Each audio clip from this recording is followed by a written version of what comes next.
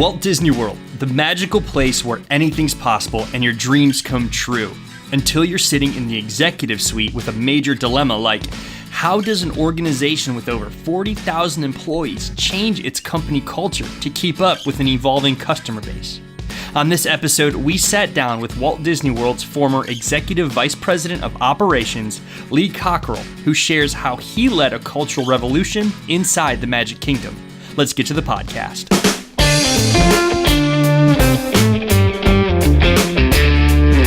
Welcome to another episode of the ROI podcast presented by the Indiana University Kelley School of Business. I'm your host, Matt Martella, alongside Associate Dean Phil Powell, where we work hard to help organizations make better business decisions. For those joining us for the first time, a sincere welcome to the Kelley family. We're honored you chose just to spend time with us today. And for those who are regulars, we want to say that your support just means the world to us. Could you do us a favor? It would mean so much to Phil and I if you could go to your favorite podcasting app and rate our show. This helps our podcast grow.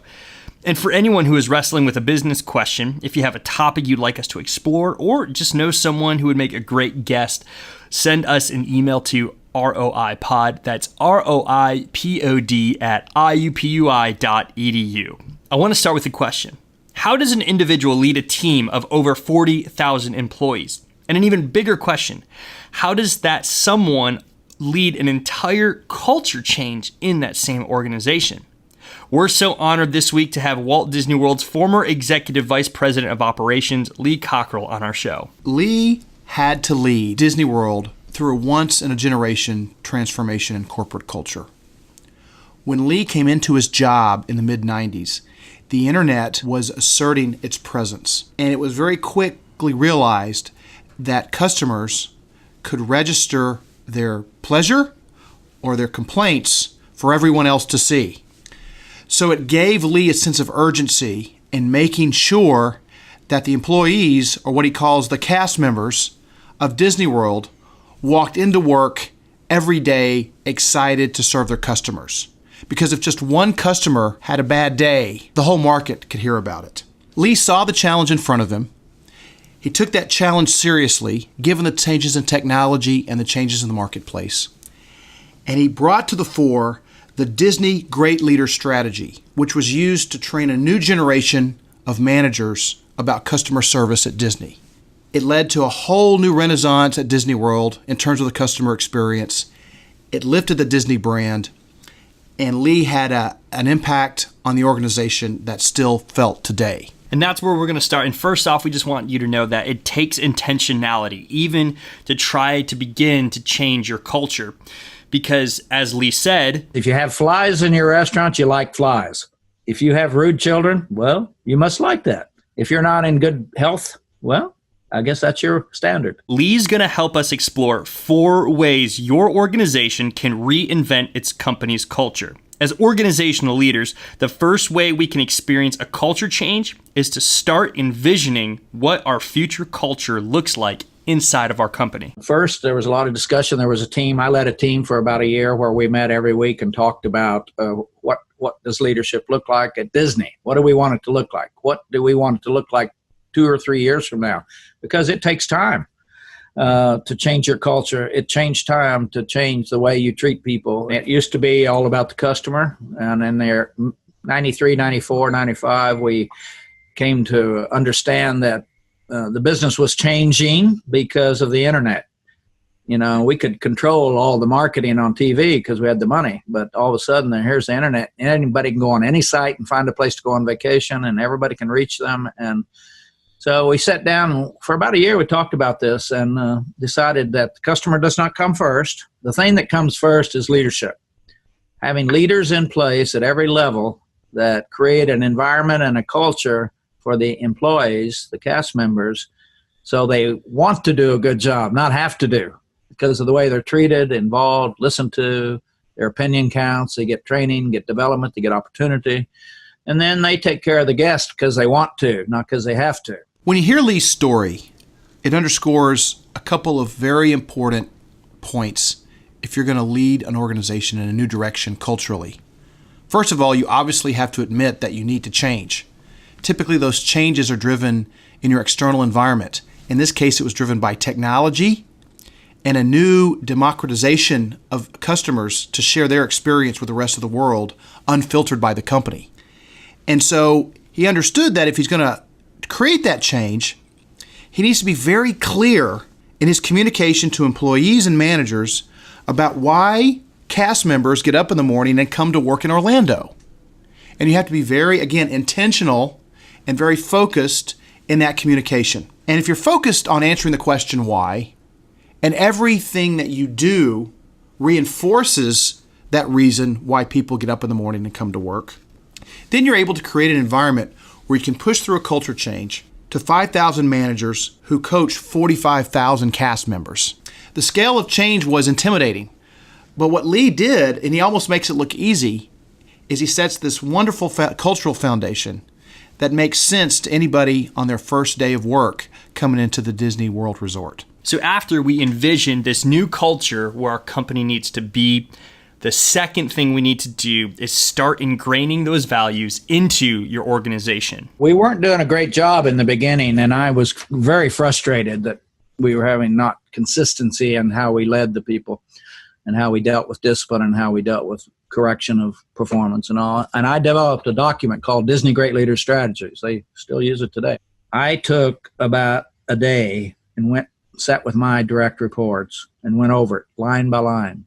Do you understand this? You understand this is how we handle that. This is how we handle this. This is the Disney way now. Then they had 3 weeks to roll it out to their managers. And then their managers had 3 or 4 weeks to roll it out to the next level until it got all the way down through the organization. It took about 3 months to roll out this clarity. And then I started doing a newsletter to reinforce it. Came out every Friday. Today, I would do a podcast. Every time I went to a meeting, I talked about these things. We created an environment and culture where today, 73,000 people wake up in Orlando and want to come to work, not have to come. We've all been in those 2 different jobs. As we listen to Lee, there's 2 important things to emphasize here. First, you need to have a plan. They say that for every hour of planning that you spend, you save 10 hours of implementation. And when you're looking at organizational change, again, across 45,000 employees, you have to be very intentional, there's that word again, very intentional and specific in what you're going to achieve and how you're going to do it. That's why it took Lee a year to lay this out and think about it and then to roll it out. So, plan. The second takeaway is you have to be very, very clear. In a big organization serving millions of customers a year, there's a lot of noise. And it's very easy for the organization and the business to get ahead of you. When you're serving a premium brand like Disney and supporting it and delivering service to customers who have very high expectations every minute they're on the resort, there is no room for error. And so the clarity of what's important, why it's important, and how do you manage both challenges but also celebrate accomplishments is key to the success. Clarity creates a lot of good things. Lack of misunderstandings, consistency in service, consistency in how you treat people, no being accused of favoritism from the managers, just focus on performance and not anything else. We were being real clear that you're now in a show. And if you can't perform in this show, you can't be in the show. Just like on Broadway, if you can't sing anymore, you're not in the show. Or if you can't kick high enough in the dance or remember your lines, what you can. So about 20 to 25% of the people decide they don't want to work for Disney because of that clarity of expectations. Because people say, hey, I don't want to work in a place like that. It's like the Army. And I said, that's right. That's why we got the best Army in the world. Discipline. Yeah. So that works. And the people that stay, they understand there's no lack of clarity. We have less turnover. We have less having to coach and counsel and get lawyers involved and HR involved and compliance involved and all the good things that happen if the people go away on their own by understanding what your expectations. It's also, too, when you think about a company's culture, it acts as a litmus test because it safeguards when you need to hire someone and when you need to let someone go, almost weeding them out without having to have some of those super tough conversations. And in fact, next week's episode is all about when to fire or when to hire new employees. Clarity goes deep. And it makes the job of a manager or an executive easier. When the organization has been very clear on what they expect from employees, there's not much question. And so when the question of performance comes up, the ball is in the court of the employee, not the employer. The employer has done their job. So Lee wanted to make sure that as they managed cast members, as they helped cast members develop, that there was no friction in understanding what it meant to come to work and to be an excellent cast member.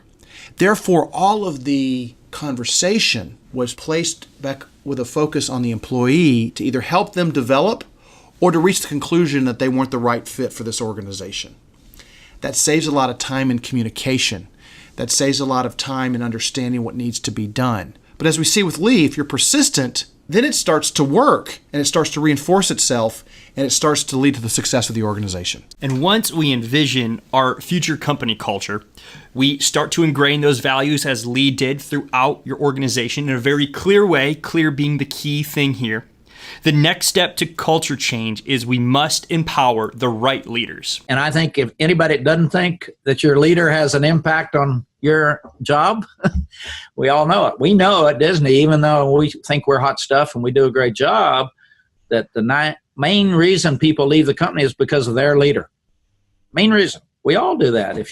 We had an old saying, your staff won't be committed to you unless they're 100% sure you're committed to them. So be careful of the decisions you make. Layoffs, policies, procedures, discipline, because are you committed to me or am I just a number here? And that's a tough nut to crack these days because there's pressure on the profit and pressure on the service. Lee emphasizes something fundamental that is easy to forget in the emotion of being a manager. If someone does not fit with the organization, if they do not have the capacity to be successful, even if they have the will, it's going to hold down your ability to serve your mission. The longer it takes to come to terms with that, the longer it holds our organization back. And so good managers, brave executives, wade in and make the hard decisions on human capital. Now, that doesn't mean you have to fire everybody if they don't fit. We come back to the seminal book, Good to Great by Jim Collins. And, Jim talks about the company like a bus. You get the right people on the bus, you get the right people off. Oftentimes, getting the right people on the bus is about attitude and motivation and an emotional buy-in to the vision, a mindset of optimism, not one of pessimism. Pessimism will bring everybody down. And if somebody's not living up to their job, what they can perform or what they should perform to, then you can move them to different positions. And so I think sometimes it's easy to forget that just because somebody's not performing doesn't mean it's a binary choice of let them go or keep them in the current position. You can move them around. You can change job descriptions. And if you think about the Disney culture that Lee was building, he provided an environment where people could move around. But again, at the end of the day, everybody had the same fundamental job of making sure that the customer had a phenomenal experience. And that's one of the things I want to bring up too that Lee mentioned in his interview was there was this transparency between managers and the people under those managers of, hey, if I have a weakness, it's okay to be transparent about that because ultimately that's going to help get my managers to see where I can grow. And even my manager, I know where my manager's weakness is so we can work together in this cohesive, hey, we're on the same bus, we're on the same team, as you mentioned from Jim Collins. Absolutely. And, the important thing is it gives you permission to fail. And when you can fail, you can learn because you're not going to have a 100% hit rate on trying new ideas and facing new situations that you've never faced before. And so when employees have that psychological safety and they understand that, well, maybe if I fail here, they'll find me another place. But as long as I'm committed to the fundamental mission, I can move forward. I can help the organization move forward. And I don't have to be scared about losing my job because I make one mistake. And finally, the last step to recreating your company's culture is to engage your leaders with the right training. Too many students are not getting a good understanding of what leadership and management looks like from their parents. and then some of them are not getting it when they go into some of these companies they go to work for. There's a lot of bad habits and a lot of poor role modeling. And, you see all the disruption in business today. CEOs lasting 2 or 3 years if they're lucky. And usually most of the problems are behavioral problems. They're not technical knowledge. They're the leadership problem. Hire them right, train them right, and treat them right. You'll have a great organization. The main thing is that young managers don't know how to have difficult conversations with employees that, and many times, much older than them. And they've got to talk to you about body odor or coming to work on time or with the way you look or the way you spoke to that guest. Difficult conversations. Let me tell you what, I've been talking about that a lot with my clients recently. And it's one of the biggest problems every company has. And that's why we have people in companies that shouldn't be there, because we don't want to have that conversation because it's hard. So we've taught people that those kind of conversations should not be a scheduled meeting. They shouldn't be get them in there and tell them everything they've done wrong since they were born.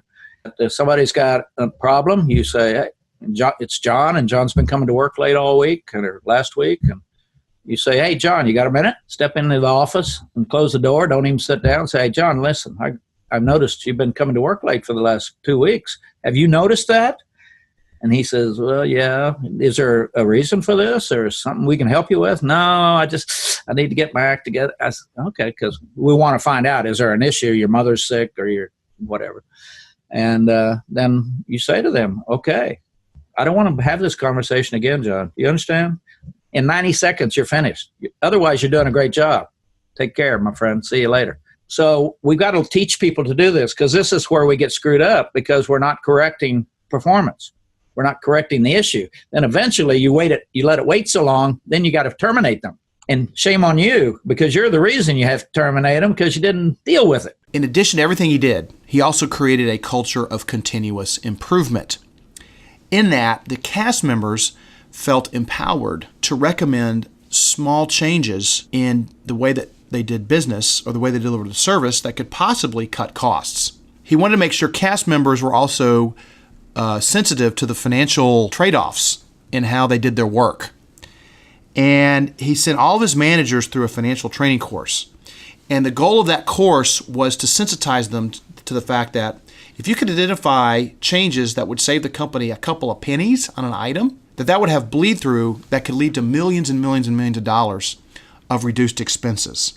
And in fact, Lee said that if you could cut the cost, perhaps like straws or napkins or ketchup or whatever, by a quarter of a cent, that just a quarter of a cent could translate into $100,000 improvement in the financial performance of your unit.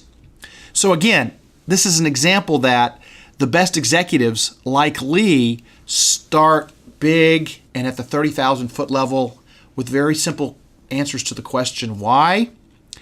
And that's so effective, it filters down to very specific improvements in how you produce your service. And again, we've seen that excellence with Disney.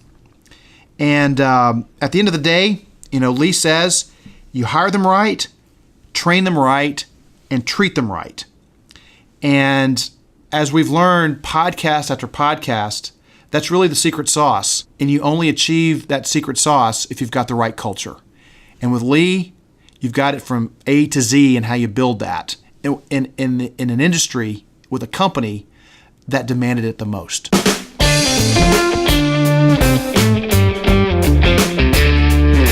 So let's recap. If your organization suffers from poor culture, it's never too late. We simply must start with intention in order to implement change. First, we need to envision what we want our culture to look like. Invite other executives, mentors, or employees to the table and just dream. Next, we must ingrain those values into the company with clarity. Clarity manages expectations while filtering candidates to hire or let go. Be patient, this takes time. Lee rose to the challenge and he had over 40,000 cast members or employees, so there is a way. Then we need to empower the right leaders. Are there employees who clearly embody our values that we set? How can we get them into leadership? Those are great questions to ask ourselves. A great book to help get the right people, quote, on the bus, so to speak, is From Good to Great by Jim Collins. And finally, in order to reinvent our culture, we must ingrain our leaders with proper training, either through newsletters, podcasts, starting value-based meetings, or, as Lee did, send managers through a financial course so they understand the monetary impact of their decision.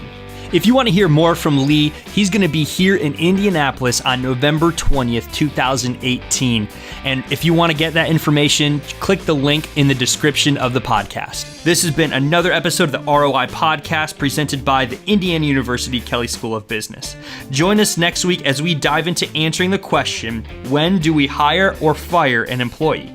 I'm your host, Matt Martella, alongside Associate Dean Phil Powell, where we work hard to help organizations make better business decisions. We'll see you next week.